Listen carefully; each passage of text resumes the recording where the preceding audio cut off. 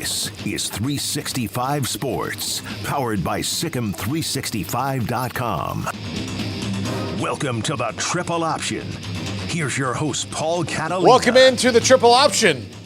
I unplugged Smokey's headset the other day, so I couldn't hear the loud thing. So is that what we were always? Yes, it's Smokey's headset, which works like a speaker for the rest of the room. I plugged it in this morning. There's something with the amplification or something. It's Yeah, not hitting the same. I'll fix it. I didn't even know we were starting. Yeah, so there we go. But Chris Allman is back. Chris, I have not seen you in long enough for you to grow a full mustache. That's right. The last time you were here, you were kind of in the scruff phase of like the whole facial scruff, and now you have made the life choice to grow a mustache. Yeah, can I tell you, in the life of any man that's going to go full mustache, the real pivotal moment. Garrett, have you ever had just a full-on mustache? No, I can't bring myself to do it. Okay. Can't do it. Let me tell you, if and when you decide to do it, I started with just scruff and stash. Yeah. And then Saturday, I went full-on razor to the face and just left the stash. That was really when I felt like I truly had a mustache. And then, like, My wife likes it. Okay, good. I mean, it looks good on you. If she told me to cut it, I would cut it. Yeah. Like I've got scene control at home, but I also know where my bread is buttered. Yeah. So I'm gonna. If my wife hates it, I'm gonna cut it off. But thank you for your compliments. Yeah, I'm going to tell you. You see this thing right here? Is that going to be a mustache scene? No, it will never be a mustache. And apparently, as long as I'm married, it will never be not here either. Oh yeah, your wife likes She likes the beard, and she thinks I look, quote, ridiculous without it. Well, so we should talk to her about how you talk to your husband. But I've known you with both. I think you look fantastic. No, I know. I think it works either way. But she prefers the beard. Yeah, me And too. so, when I think about how I like my Paul. Yeah, beard Paul wins. Yeah. Here's the problem, though. Paul doesn't really like it. Well, I mean, I like to think it looks good. I don't like the way it feels attached to my face. Yeah. That's something I've had to get used to. I've had to buy a lot of creams and oils and other things. So I was going to ask, you and I have it's one of your friends. It's one of my professional favorites in town that does beard and hair. Mm-hmm. I don't know if they're a sponsor, so I don't know. But Champions sold, yes, but yeah. Oh, they did? Yeah, they sold, but they have the academy still. But Gotcha.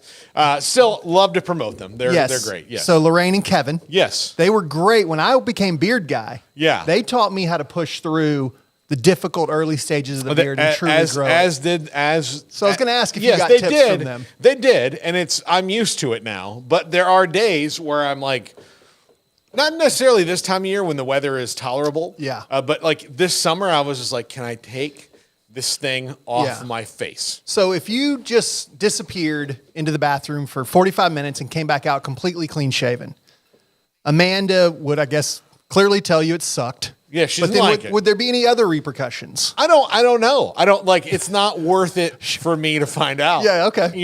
Because I've floated out there hey, look, I will grow it back, but if you just let me, because there's nothing, and Kevin and Lorraine introduced me to this world, better than a straight razor, shave all the way down. You ever had one of those, Garrett? That's what I learned to shave with. I have one at the house. Oh, my gosh. So it is. What a gentleman. Yeah, absolutely. There is nothing better than that. Having that full, the first 2-3 days after it where you're still completely smooth and relaxed and you just feel like you've started anew. Yeah. Like springtime. Yeah. That's what I would like to do. For some reason, I think she's just afraid that it won't come back the same way. No, it will. Yeah, I know. It will. It's not this hair. Yeah. This hair lives with you forever. Forever. Unless you get some sort of other kind of condition. But that's not something I have because I can tell you, full on Italian all over. She may change her tune when the beard goes gray. She may not love, salt and pepper. I didn't love it. That was part of the impetus for this. Yeah. Because I got real salty over here. Yeah. While we're on the topic of male grooming, have you ever done what's called sugaring? Have y'all heard of this? Yeah, I've heard of it. Where they yank the hair out of your nose with hot wax? No, I've done that. I've done it once. Yeah, I've done more than once. Here's the thing. I'm going to tell you, this is what sucks about getting older. And our younger viewers may not know this yet. One of the things that I think is left out of the biblical story of Adam and Eve is that when man was cast out of the Garden of Eden, there were many minor punishments as well. And baldness was one of them. Okay. And the secondary thing to baldness was like, you're going to lose hair where you want it and gain it where you don't need it. Yeah. And that was the punishment for defiance of God, which I would like to go back to the negotiating table on. I think, I don't know why this has to be an all-time thing for something one idiot and a snake and an apple did. So, okay, so your thoughts on most? I'll give you options. okay. Nose, ear, eyebrows. Of Yeah. those three, as you get older, that seem to just get out of control out of nowhere, Yeah. which one do you hate the most? The nose. Yeah. Because it comes on you at weird times. Yes, and it's inside, and it can be the top. Yeah. Like you can get top nose hair. You can, in your 20s, you're never awakened in the middle of the night by a nose hair. It's not going to happen to you in your youth. No. And then, your late 30s, early 40s, eventually you're like, what is going on? What is happening here? And then it takes you a minute because you've never even considered the fact that there's a hair deep in your nose that is just blowing around as you try to live. Yeah, and as you get older, you blow your nose, and then it requires mandatory nose hair maintenance because you realize that the snot and stuff was keeping nose hair in your nose. Yeah. I have two different types of nose hair trimmers. I'm not even ashamed to mention this. Okay. I'm fighting it at every level. Yeah, you are. I've done the wax thing. I've done it. It's very painful. It is, but it feels really cool. But afterwards, it's nice. There's a weird confidence you feel walking around with a hairless nose. No, I put that on my tombstone, by the way.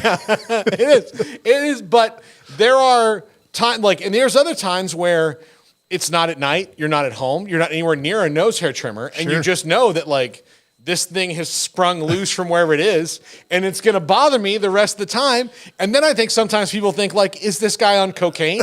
Because he's just hey, I got to go blow my nose again. Oh, yeah, you do. Yeah, sure thing. Oh, goodness. But it's just the fact that, we violated our deal with God, and he is one of the many things that he is, minor, the minor inconveniences, outside of not being in the Garden of Eden. I think it's the minor inconveniences that were really the true punishment. Yeah. Yeah. There's a verse in Genesis that says work is going to be hard. Yeah. It used to be fun. Now it's going to be hard. Yeah. Manscaping now. Yeah. A challenge. Exactly. All those things. That was just, God said, listen, this is how it's going to be, free and breezy. Don't eat this, don't eat that fruit. And then a talking snake comes up and the guy's like, well, what do you know, a talking snake? Hey, honey, what do you think about this snake? Because I think he's got some good ideas. What a tremendous retelling of the creation and fall story we've got going here. And then no one, because there wasn't a third person had been like, hey, the snakes shouldn't talk. Does the monkey talk? No.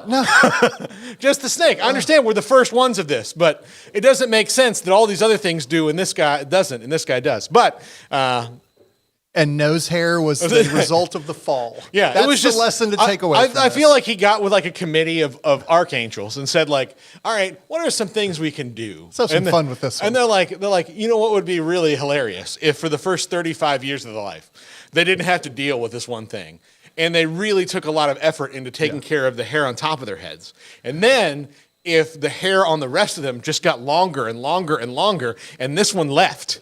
And then they freak out about it nonstop. And it's still really just an evidence of the patriarchy, because it was women, pain and childbirth. Men, nose hair? Yeah. That's all. That's it. That's all it'll be. Yeah. No, we'll do that. That's just one of those things. We're just 1,000 little paper cuts. There's other things too. Yeah. When they're young, we're going to give them zits on their face. They'll have a lot and it'll make them feel awkward, but it's a rite of passage and it'll teach them how to be properly clean. When they're older and properly clean, then we are going to give them a zit in the middle of their back in the middle of the day that they can't do anything about and hurts, and they can't lean back in a chair, those kind of things. When I first got into radio, There was this dude on the air in Austin that didn't know anything about sports, and the day after the Super Bowl, their first segment was basically something like this. Yeah. And the station manager came in and slammed the newspaper down and said, "The Super Bowl was yesterday. Would y'all like to talk about that?" And I'm having visions of that as we prep for the national championship game tonight. We have 50 more minutes in this talk show, but like those are my theory. Like one day, like at Judgment, I'm going to ask him if that theory was right, and he'd be like, "You know what? You're not far off. You're not Paul. like you're really kind of close. Like it was just hovering in. There's some more other details, but yeah." Like, it gets boring up here sometimes, especially early on when there are only two of you. Jack, I'm sorry you missed that, buddy. Make sure you go back and watch the replay of that beginning of that show. Yeah. So, anywho, the national championship is tonight, and it is Washington and Michigan. And I will say this to tie in our first segment to this topic. Segue coming. Jim Harbaugh and Michigan winning this with the Connor Stallions thing. Look, I'll eventually make my peace with it, but it does feel a little bit like a zit on my back. Okay. Like it just one of the things where I'm like, I don't know. Like it's always gonna like live in my head of like how much of a difference did this make? And the thing is there's enough evidence out there to show you that it made a significant difference for them offensively. Defensively, they were just tough. I mean, like they've proven that out over these games where they clearly weren't being able to do it like they were. Yeah. But offensively, since that time has passed, their offense has been very mundane. And it's worked out for them because their defense is good, their offensive line is so good, they're very physical. But it will always make me feel strange about, like, did they not, like, was there a game that they could have had a bad day, even with their terrible schedule? Like, that's the other thing that will get me, because in the season of 12 regular season games, right, every team, and I can go through, like, the rest, like, Washington, for God's sakes, has had 10 of them in a row. Right? Where, like, it's white knuckle time. Yeah. Ohio State had Notre Dame, like, white knuckle time. Like, all these things where it was like, oh, my gosh. Oregon had those two games against Washington, plus that game against Texas Tech, a team that was well below what they achieved. Yeah.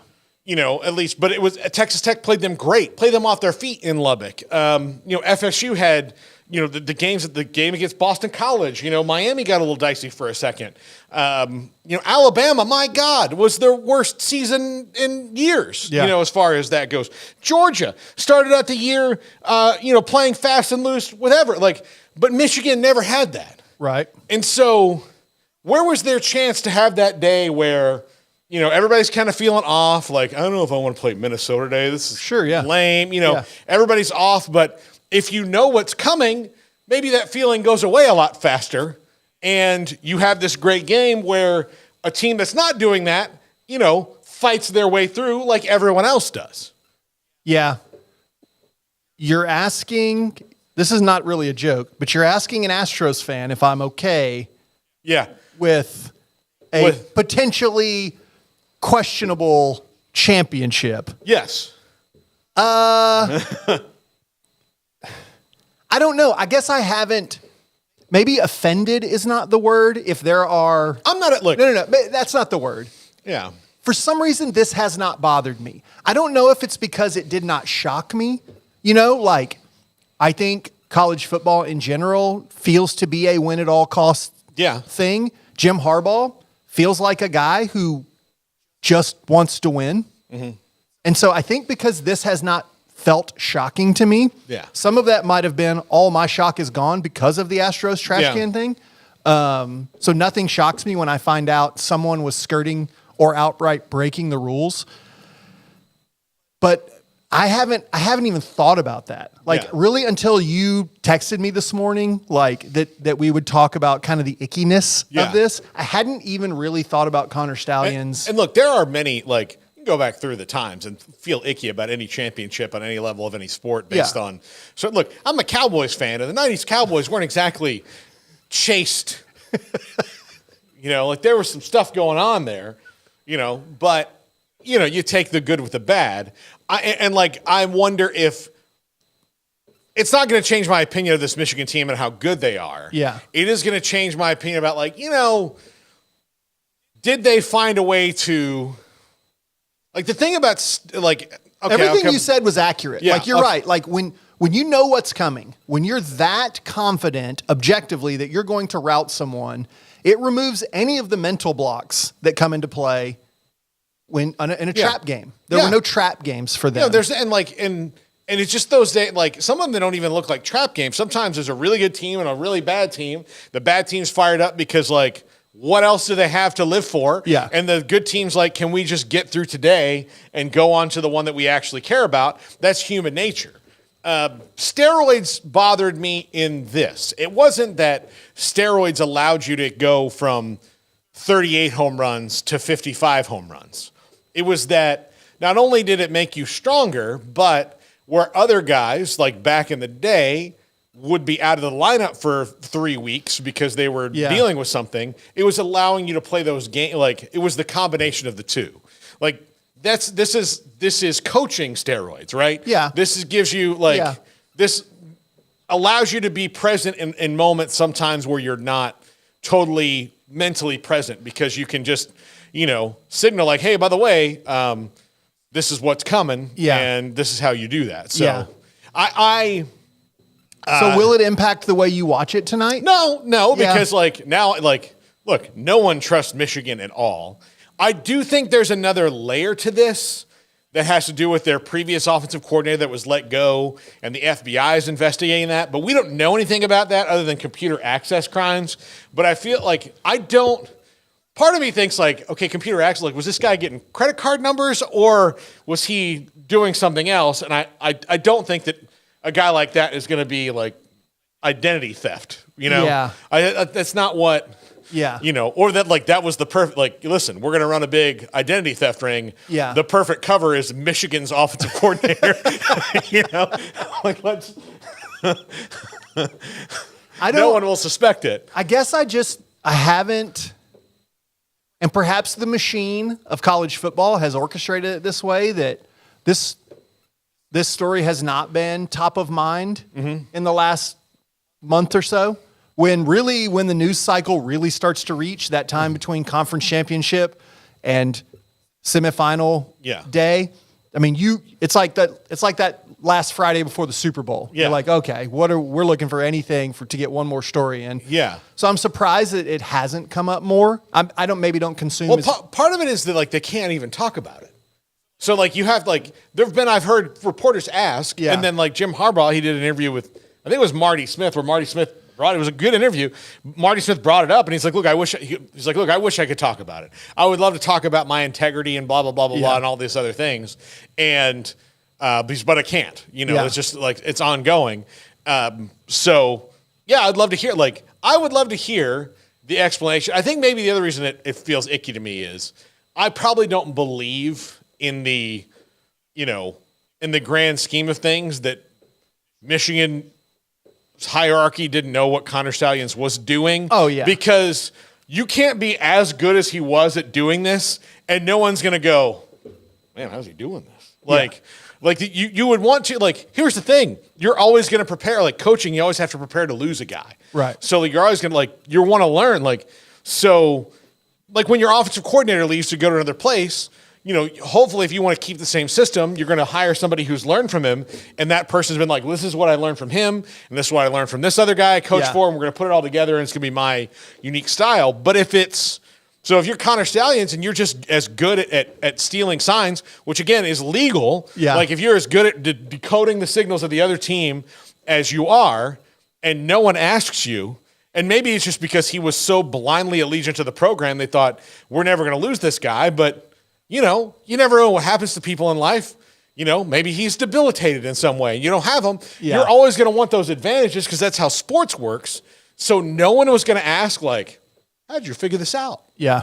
And if they believed him, like, I'm just watching the tape. Like, yeah, but like the tape is, you only get like little bits of it at a time. Like, there's not just a camera on these people all the time. So what are you watching? To which then you'd have to go through, and look, all these other teams like pick things up over time, but it's more of an aggregation as opposed to like, here's Rutgers. And you're like, geez, I'm glad you don't have a girlfriend, buddy. To me, you always got to ask those questions. Yeah. And the fact that they're pretending like this was, like Lee Harvey Oswald acted of his own volition completely, to me is a little bit shady. Yeah, for sure. I don't believe that. But I think it's all part of the game we play, right? Like this is the accusation, this is the alleged crime. These people who are affiliated with the alleged criminal are going to say, "Oh, we didn't know." And the people that make their living covering a sport that are now having to cover a crime beat, they're not going to press that hard on it. Don Van Natta might, right? There's going to be some guy that does, but then we just go, you know what? We'd all just rather talk about football. We're all making a good living on this thing. Like, let's just talk about football. And I'm so indifferent to it that I just think there's 19 other really good stories coming out of this that I'm like, I don't care. I don't care if Connor Stallions was sitting at the 50 at the Sugar Bowl. And I do think that that's a good thing about all this. Yes. But I did want to get your opinion specifically as an Astros fan, because you dealt with this on a personal level where, you woke up one morning and read a story and you're like, well, that's not good. Yeah. But here's what I think. Yeah. I do like that one. I do feel different about 2017. Yeah. I do. Like, they broke the rules. Yeah. Now, do I think they broke them in the World Series? No. Doesn't matter, right? Like, okay. But again, that's my allegiance to them that is clouding that. This is going to help make my point. You, Darvish, would just paint the corners with you. Well, we weren't stealing signs in Game 7 when in L.A. Yeah. Anyway, that's beside the point. This is going to make my point, though. Yeah. My allegiance to Houston wants me to believe and allows me to believe and sleep fine at night thinking, well, if we didn't steal signs in the World Series, we're fine. I think college football allegiance is 10 times more so. And a crazy Michigan fan never has absolutely justified whatever has gone on. Every time there's like a new different piece of information, there's like a counter story for Michigan. It's like, but Ohio State. Yes, exactly. But Ohio State does this. Or Ryan Day hired a private investigator that went to middle school with his brother. Yeah. So obviously these guys go way back. Yeah, it's like a marital argument, right? Mm-hmm. You guys have all had it. Like, my wife the other night, who does not snore, I said, "Hun, you were snoring last night." And she goes, "You snore all the time." Like, that's what this is. Like, you say, Michigan, this is like kind of a heady accusation. Oh, well, you don't think Bear Bryant was doing this in 1978 in Sugar Bowl? Like, that's what it is. It's all whataboutism. Yeah. And so it makes my head spin. So I'm like, I don't care. Let's just immerse yourself in the joy. I do. And I have the beauty of not caring, right? Yeah. Like, I don't care. Yeah. I don't care. Because I don't think Washington is like probably not above board, right? Like, maybe they're not stealing signs, but everybody is cheating to some degree. Yeah. Everyone is. Yeah. So I just prefer to say, okay, that's the baseline. Like, just play the game and tell me who wins, right? And I prefer to look at it like, Kalen DeBoer could win a national championship. That, like, further cementing that the guy's just a winner. Yeah. Like, I'd prefer that, or Michael Penix, or like, is Harbaugh going to leave tomorrow morning at 9 a.m.? Like, those are the kinds of things that pique my interest more. But I don't, to answer your question, no, I don't really feel icky about them potentially winning it. But you do a little bit, like is it on your back? It's always going to be there. And look, you can go through the list, and I always have something that's like, I just wish I didn't have to think about that in regard to this. Yeah. Like, I'm fine with all of it, Yeah. Does it, but as a guy that's been in the profession now for 2 decades,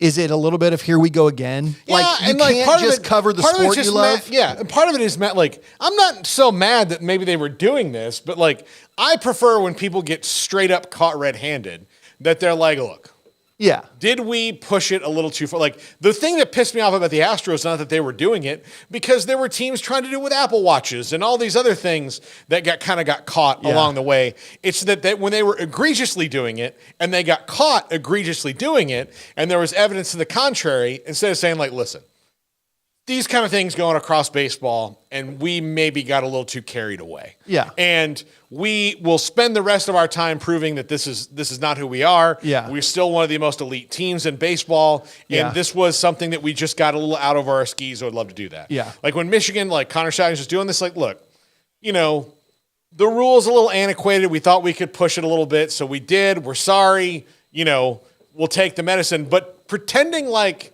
it didn't happen or that we're all too stupid to understand is what gets me. Okay. Because that's the thing that bothers me. Is like, no. Like, I get you doing it. Yeah. Like, I don't have to be okay with you doing it and you Yeah. broke the rule. But what makes me madder is how stupid you treat us all when we ask the question about why it happened.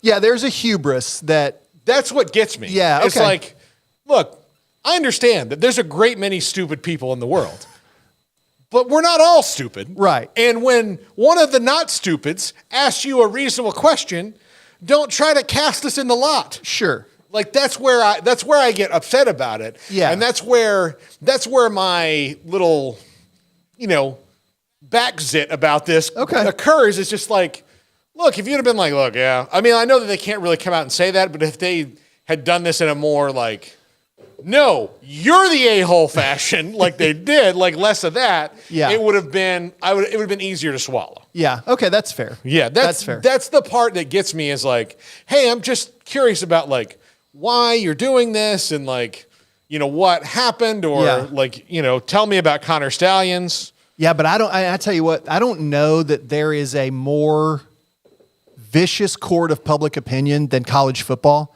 It just feels to me like it seems to be the most vocal of tribes, right? Like it is in and of itself tribal. It's regional. It's alumni based. It's very tribal. Yeah. And those are the most vocal. So Ohio State fan, not one of them is ever going to say, let's approach this the way you do, right? Like okay, just tell us what was going on. Maybe it's possible this isn't as bad as it sounds.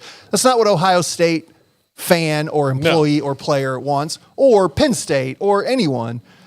And so I think that adds to this, right? Like there's no, maybe grace isn't the word, but there's like nobody wants to get into the nitty gritty of it. Right. Yeah. And have the especially, uncomfortable conversation about it. Yeah. And Jim Harbaugh has made himself the boogeyman. Yeah. He's just an easy guy to dislike. He's an easy guy to hammer. Yeah.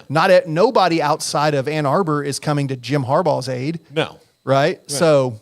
No. And it is, but like sometimes you need like get down to the nitty gritty of Yeah. it. What I think is good that will come out of this is, sometimes these things enable you to have like a real discussion, like baseball had to have a real discussion about like, hey, there's technology that exists that maybe would render what the Astros specifically were doing moot so that we don't have to worry about this again. And maybe we should do it.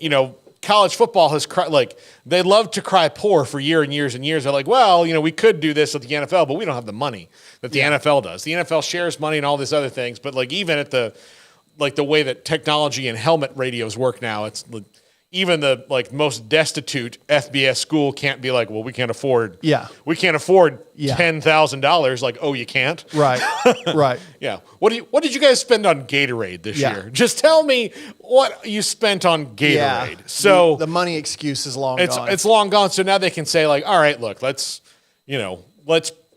pull some resources here and make this a rule to where now we don't have to worry about people can go in-person scout all they want now. Yeah. If they have the budget to do it, and it's not going to be, Connor Stallion's sign stealing thing. Right. That here's the thing, the first segment of the national championship show, we're talking about it because it does hang over this thing. Yeah. It's just there, Sure.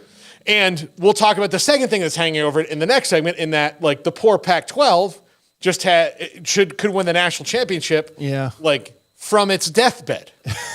Like literally from its deathbed could win the national championship. This makes me madder than sign stealing. Oh, me too. This is the thing that bums me out more than sign stealing, because it speaks to a larger institutional issue more than a rogue program or rogue employee. Yeah. If Michigan wants us to believe this was this one guy who went rogue, or say it's a rogue systemic issue inside there, that's fine. It's one school. Yeah. What's about to happen to the Pac-12 pisses me off 10 times more than sign stealing. Yeah, absolutely. We'll talk about that when we come back. This is the Triple Option on 365 Sports. If your business is like most, you need things done quickly. But if you're still tying your critical applications together on multiple shared public networks, you've probably been feeling the slowdown. And that's no good for business. A private UPN fiber network can get you and your business moving at the speed of light. Whatever you need, we can build it. Internet, Metro Ethernet, Waves, dark fiber. We deliver custom private networks and are focused on business customers only. Our next generation 100% fiber optic infrastructure offers you low latency and ultra scalable bandwidth with speeds up to 100 gigabit to run your critical applications. Your connection won't be limiting your performance anymore. It's diverse and scalable, so it can grow and change as your business grows and changes. And with a secure carrier-grade private network, you'll have all the reliability you need. Contact UPN today to learn more. Fast just got faster. This is 365 Sports, powered by Sikkim365.com. Welcome to the Triple Option. Here's your host, Paul Catalina. Welcome back alongside Chris Allman, who, honestly, I don't think I've seen you in a month. Because you had a couple of big-time meetings you had to deal with. Yes. And then we had the holidays. Yeah, New Year's Day and Christmas Day were both Mondays, right? Yes. Yeah. So, and then you were the 2 Mondays preceding that, you were out. I was doing very important corporate things. Yes, big corporate. Very important. Chris is a corporate big things. corporate titan. Yes. So, Rich mahogany. You mentioned before the break we talked about how upsetting it is that the Pac-12 is potentially winning a national championship on its deathbed. Yeah. We'll see what happens tonight, which we'll talk about in the last segment. We'll actually talk about what we think is going to see in the game. But this is the true, like, you want to talk about icky, like, yes, it's really icky that all of this has been determined solely by money. Like, only by money and not like by like, hey, can we make money and make it better for everybody involved? And like, maybe if we took a little less money and did this, it would be, we can improve the thing we love and not so much tear it down and completely rebuild it into something that people who grew up watching it and loving it won't recognize it anymore. Yeah. At no point was that taken. And that's the issue. Like, I know Greg Sankey is just doing his job. And when Kevin Warren was in the Big Ten, he was just doing his job. And the Big 12 hired Brett Yormark to just do his job. And Jim Phillips does something in the ACC. I haven't quite figured out Wondered when we were going to get to that what that is yet. George Kliavkov and the previous commissioner, Larry Scott, were totally asleep at the switch and allowed hubris, greed, ignorance, like, just to completely take over. And no one could get in the room and go, guys, like, this is, I know that you think that you're worth this much, but like, that's maybe more of a self-esteem thing than what's reality. Yeah. The reality is this, and now this conference is gone because they couldn't. It's not even reading tea leaves. It's reading what's going on in front of you. Like, it is. Yeah, it didn't feel subtle. It's not like, oh, this could never happen to us. We have lots of books here. Like, okay.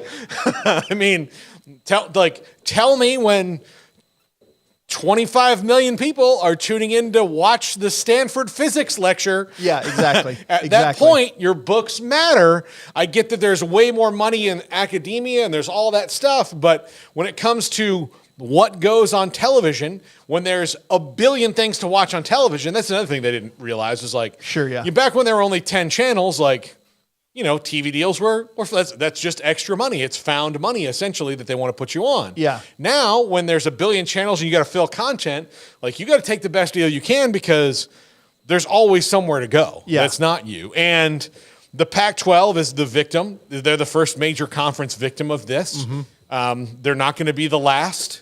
I think we've already seen it with the ACC. Like, that's coming next. Yeah.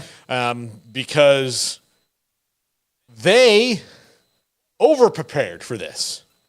What do you mean? So the Pac-12 didn't, they were negotiating right down into the 11th hour about, well, this is the TV deal. We're going to get this much money. We know we're going to get this much money. As where in 2016, the ACC, 2013 and then again in 2016, they said, listen, here's what we're going to do. So that this is not a problem for us anymore. We're going to sign this really long grant of rights.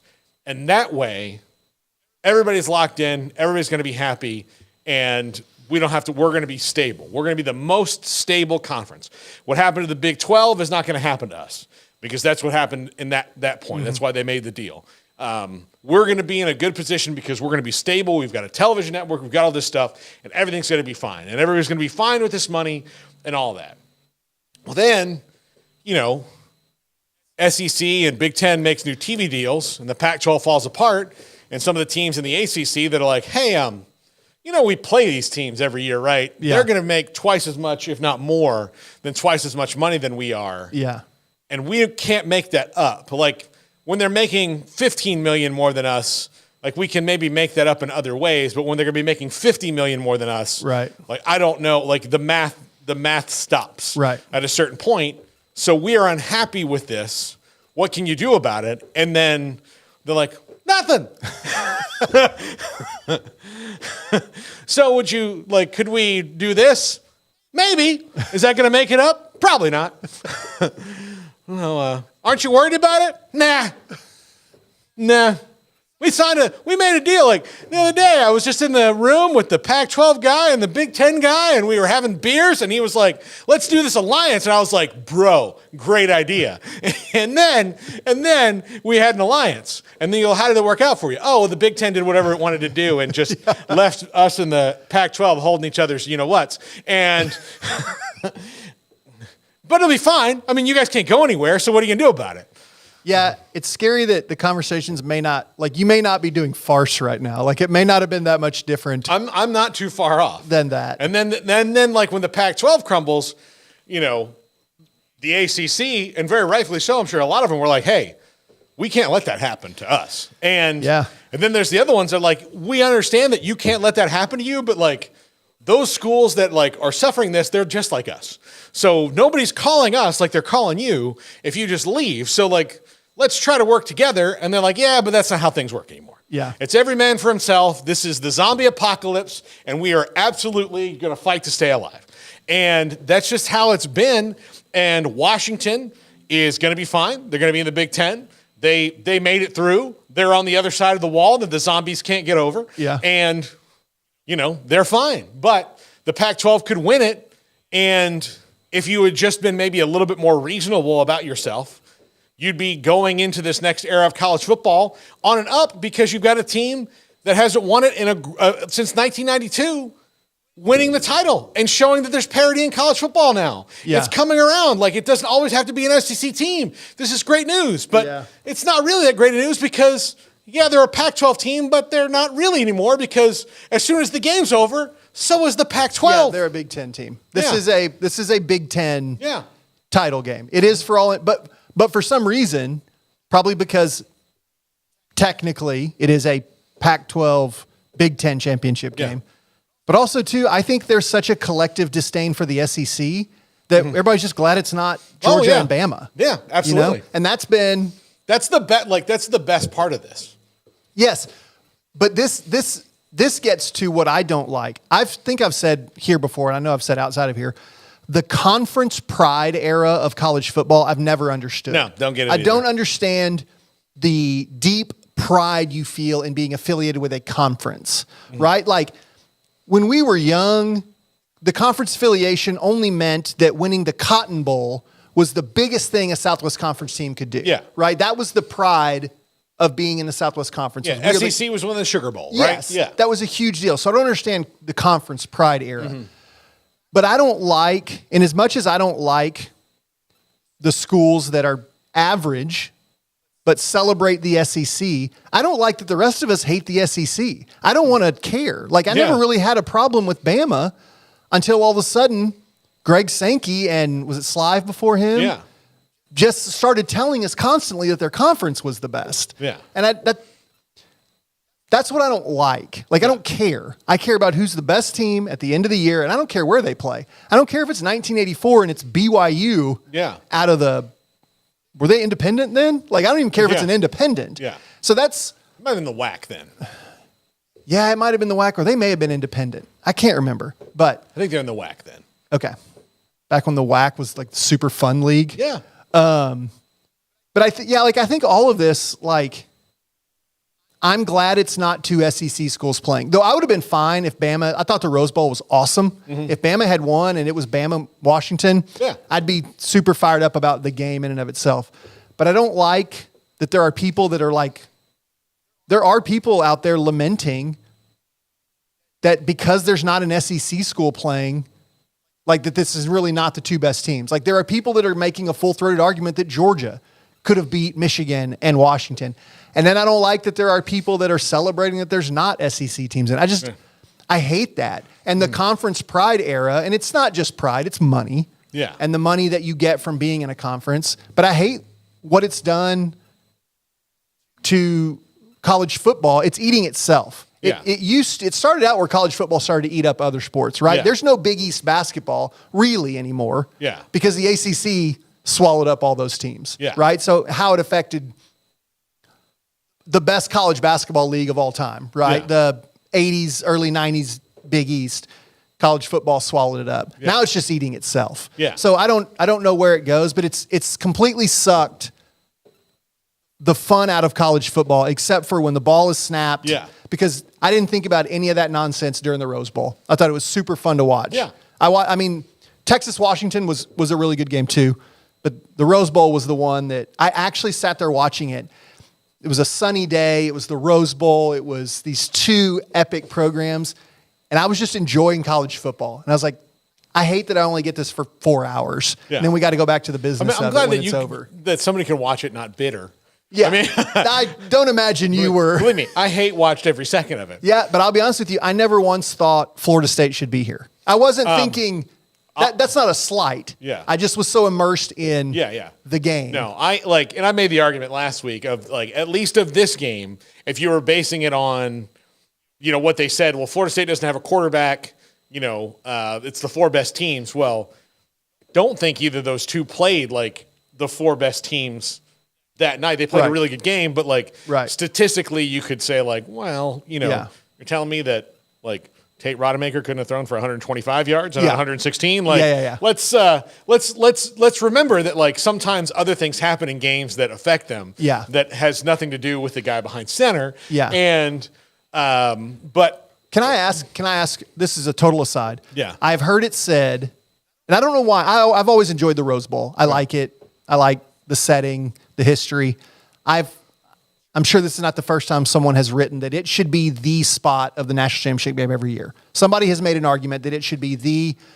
Are you super anti that, or can you at least just because I like that it moves around. Okay, I like that it moves around. Look, the Rose Bowl should be in the equation. Although, the Rose Bowl, that's another thing. That's another advertising thing. The Rose Bowl has done a great job over its 100+ years of telling you it's the granddaddy of them all. We've got the best parade. Again, not a thing that's going to get me. Yeah, no, I don't care about that at all. But all these things that the Rose Bowl says, it's advertising. Just like the SEC, while there is some truth to it, there's a lot of it's just marketing and advertising. It is. So it is a great setting for the national championship game. And a lot of great games are played in the Rose Bowl. And usually it winds up being a really, really good game. But that doesn't mean that, Houston shouldn't get a chance to host this, or Miami, or Atlanta, or any of these other cities that there's also college football in, especially considering that the only time the Rose Bowl is ever full, and no offense to UCLA, is when the Rose Bowl is actually happening. So I do think that there are other places that can host this and do a fine job. Okay, so here's where I'm going to disagree with you, and I'm going to defer to you because you know more about this than me, and also none of it matters because nobody's listening to what I say. I don't believe college football should be played indoors. So I'm not for NRG Stadium. I'm blanking not sure okay with Jerry World. Yeah. I don't think college football should be played at Jerry World. I'm not even wild about Hard Rock Stadium in Miami. I miss the Orange Bowl, so that's just me. Yeah. The only indoor stadium where I think college football should be played is the Sugar Bowl, in the Superdome. Yeah. Because that's where the Sugar Bowl always was. Perhaps I'm just a traditionalist that doesn't like things to change. But I want them to go back and play the Cotton Bowl at the Cotton Bowl. The Cotton Bowl. Yeah. So I just think it sterilizes it too much, it makes it No, look, corporate and sterile. The atmosphere at almost every outdoor stadium feels better than every indoor stadium. Yes. Because especially sometimes you have to scream just to get through the elements. But, Yeah. And yes, most of college football is outside most of the time. Yes. You know, and so, yeah, I can agree with that. Part of it is that also, because the Rose Bowl hung up the 12-team playoff because of the parade, which was specifically with Garrett. Am I lying? Nope. Yeah. Refresh my memory on this. So the Rose Bowl had it because they changed the contract and we're going to the 12-team playoff earlier. They hung up the whole deal because they're like, yeah, but we might not be on January 1st when our parade is. And the parade goes into the game and the rest of the world's like, who gives a like we've wanted this for so long and you're not going to let us have it because of floats? Because of some bitch in a dress? No, we're not going to do this. We're not doing this. Let's stop. My kids are out of school today. I almost told them to watch. I'm sorry about that. Good thing I didn't. Between this and the nose hair conversation, this is not a family-friendly episode. No, but look, that's not that was the thing that probably, I don't want to give them the satisfaction. They're a great bowl game. It's a beautiful setting. Yeah. It should be in the rotation, but their pompous jackass attitude towards everything else means that, yes, we're going to do this in Houston where they don't act like this. Okay, but that attitude permeates college football. That's how we ended up with no Pac-12. Okay. That's true. how, that attitude, there is not a more brazen example of looking out for number one than in college football. Yeah. Everybody's looking out for their university and the old bowl system. That is still a lot of stroke. And I think the bowl system needs a complete, if you want to tear something down, let's not tear something like the conferences down. Let's make these bowls make sense and make them more worthwhile now and make it worthwhile for the players and the sponsors and everybody involved. Because right now what would you do? Well, I'd get rid of a lot of them. Me too. I would get rid of a lot of them. I would up the requirements to get in a bowl. Who was it that just proposed 8 and 4? Herb Street. Was it Herbie? Yeah. I would probably do 7 and 5. That way you could maybe fill it a little bit better than 8 and 4. Yeah. I would, and look, I also think that eventually in this 12-team playoff, there's going to be the teams that have the bye, which is great. The trade-off right now is you have the bye, but you don't get to play at home. And if you don't have the bye, then you get to play at home that first week before you go back into the bowl system.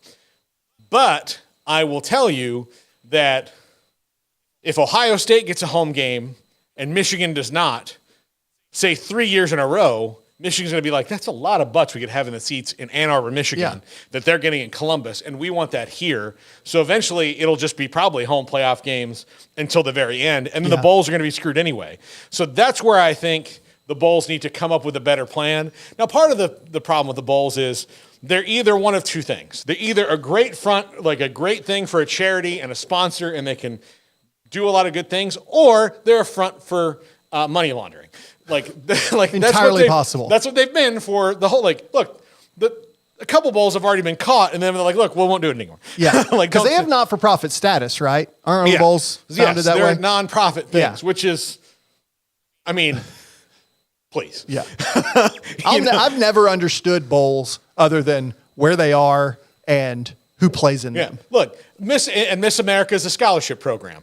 I get it. It's just all these different things. Let's just be real about what we are. Yeah. And, yes, let's continue giving this money to charity and maybe give more to it than just the tax write-off, threshold. Yeah. Let's make this all better and let's make it all make sense, because right now, if you say you make it through every round of the playoffs, you could wind up sending, and you're going to find this out, that it's going to be really hard for, say you play Ohio State on the road in the first round and you were Ole Miss, okay? So then you beat Ohio State in Columbus because, man, you've got a team that's really hot right now. Then you go in the next round and you play Alabama in the Sugar Bowl. And guess what? You just beat Alabama in the Sugar Bowl. Holy Lord. Well, then, there you go. Well, fortunately, your fans, a bunch of them probably went to Columbus because they've never been there before, and this is a huge opportunity. And then, fortunately, New Orleans is driving distance, so that you got there.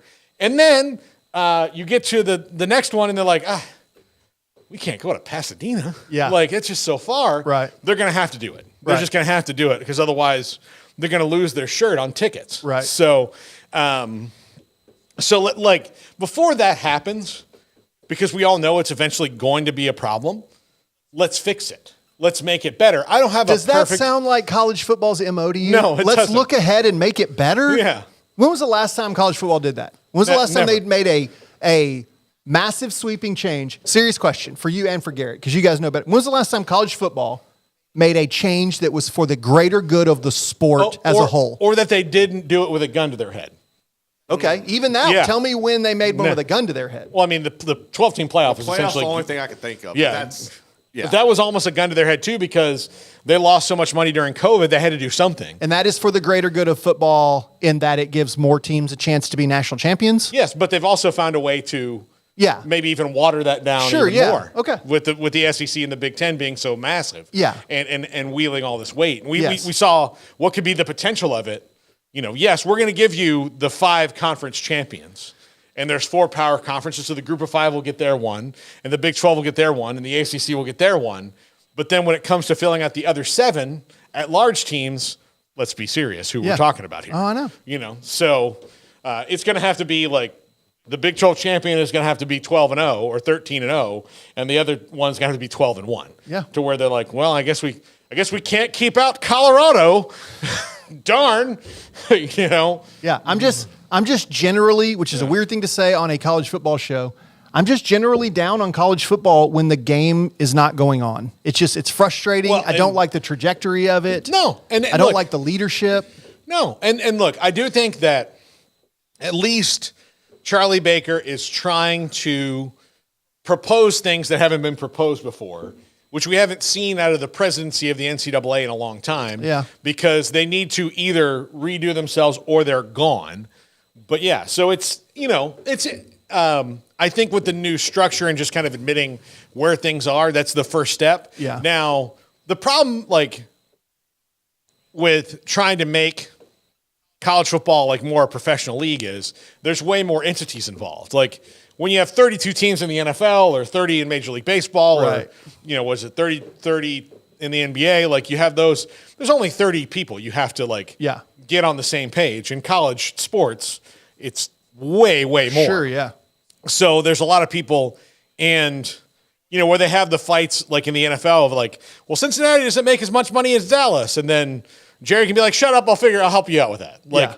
you know, they can say here, like, Cincinnati doesn't make as much money as Alabama. And Alabama's like, shut up, that's your problem. Yeah. You know, like, No, yeah. that's where, like, the leagues have to kind of work forward together. Yes. You know, they're only, like, they believe, honestly, that they're only as strong as their weakest link. Yeah. Then that's because they know that, like, if we've got this person that's towing an anchor, eventually we got to get rid of them. Yeah. You know, like Washington and Dan Snyder. Eventually, like, the league, you know, doesn't matter how rich you are, you're not helping us at all. Yeah. Like, you've got to go. Yeah.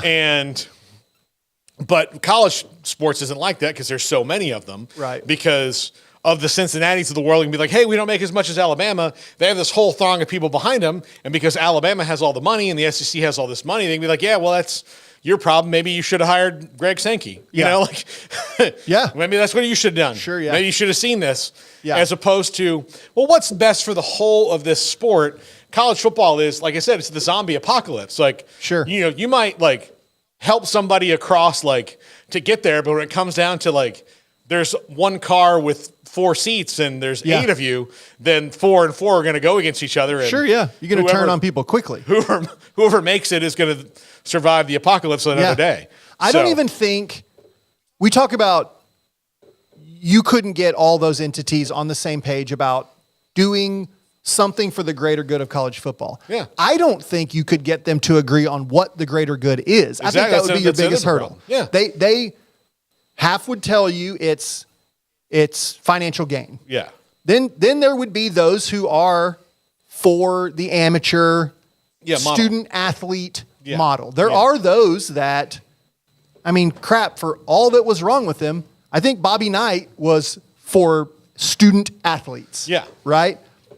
So there are still people like him. So I don't even think they could all get on the same page and say, this is actually what the greater good is. Yeah. right? Even if you had a group of leaders, right? Like I don't think the 12 people on the playoff committee or however many there are, they wouldn't even articulate the same vision for the committee. No, so absolutely not. Look, it's a leaderless, headless runaway train. That's why when Baylor went all through all their stuff in 2016, they had they have a lot of regions, a lot more regions than most schools have. A lot of them keep it small because they know that like the bigger you get, the harder it is to get things done. Sure, yeah. And I said, look, I don't have faith in walking into a room of 30 people and saying like, look, to make this simple, we're going to order pizzas. We're going to have 15 pizzas. That way, eat basically one pizza per 2 people.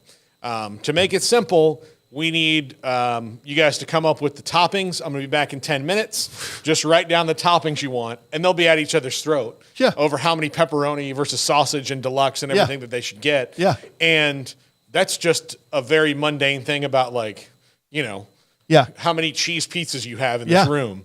Like how many people would want this because they're like, well, I might I really just want cheese, but I might want to try some of the mushroom. And you're like, well, so vote for mushroom too. It's fine. Yeah. Like we'll just do this. We'll get some of each. Well, that's too many pepperoni. Nobody's going to eat that because, all the hell is going to go, right? And then, this one guy's like, oh, look at anchovy. And shut up, Phil. But then Phil's a problem, right? Yes. So it's all these things that go in, and they need to be run like, if you're going to be professional, you have to run like a league, and you have to get people to agree to that. The problem is, like you said, that people do not see the same vision.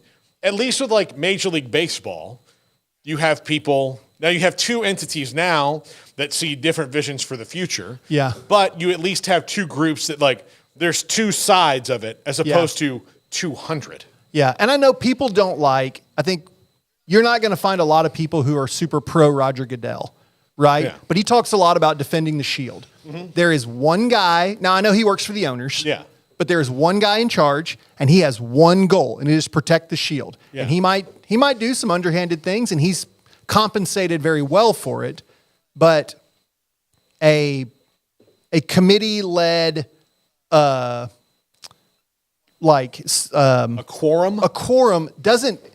You can't lead that way. No. There's got to be this is not a city council in a small town, right? Yeah. There's got to be a leader, and I think the only way college football gets better, and yet here we are talking about this, and this thing's going to have record eyes tonight. Yeah. Right? We're talking about how frustrating the thing is, but we're going to watch it, and it's probably going to be really good. Yeah. And we're all going to be counting down the days until August. Yeah.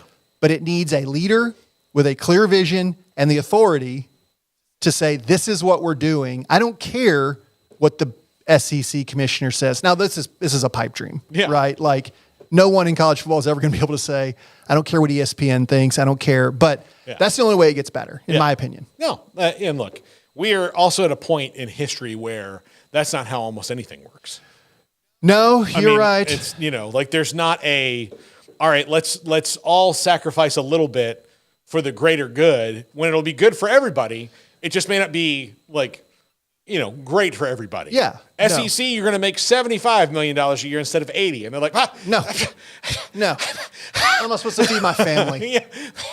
What do you well, this team's going to make 75 too. Well, but they are not us. Yeah. They didn't spend all this time telling you how much better they were. This is just making me mad. This is going to make me leave here mad. Yeah. So I don't want to do that. Thanks a lot, Paul. I don't want to do that, Chris. But okay, let's just say it. Who you got tonight?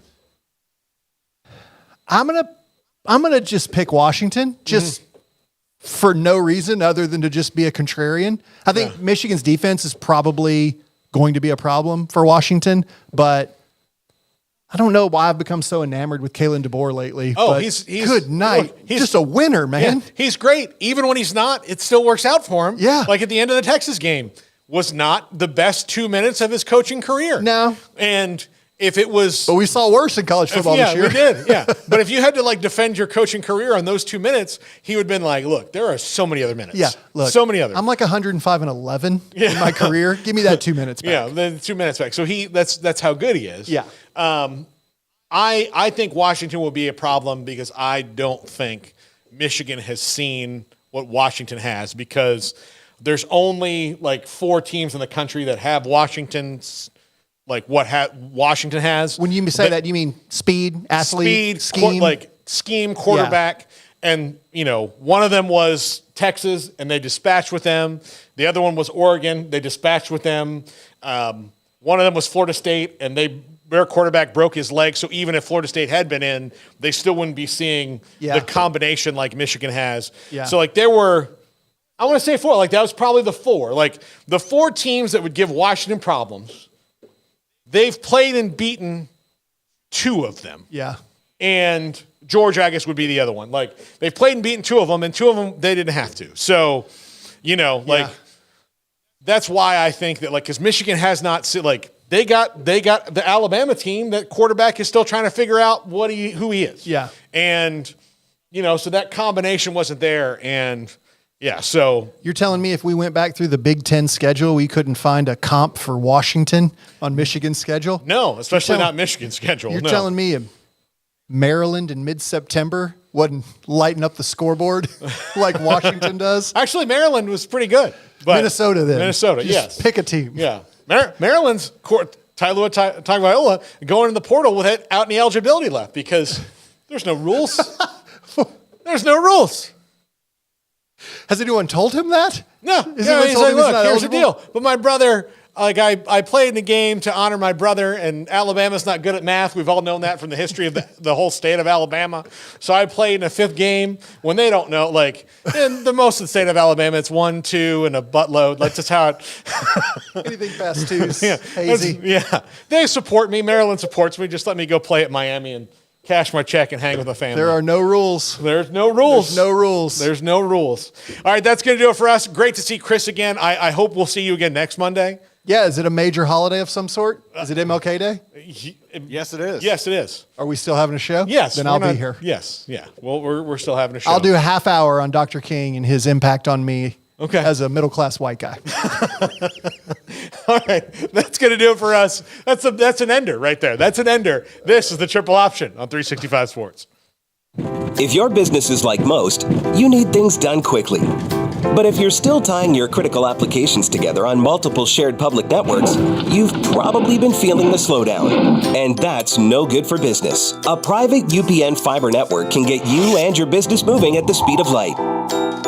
Whatever you need, we can build it. Internet, Metro Ethernet, Waves, dark fiber. We deliver custom private networks and are focused on business customers only. Our next generation 100% fiber optic infrastructure offers you low latency and ultra scalable bandwidth with speeds up to 100 gigabit to run your critical applications. Your connection won't be limiting your performance anymore. It's diverse and scalable, so it can grow and change as your business grows and changes. And with a secure carrier-grade private network, you'll have all the reliability you need. Contact UPN today to learn more. Fast just got faster.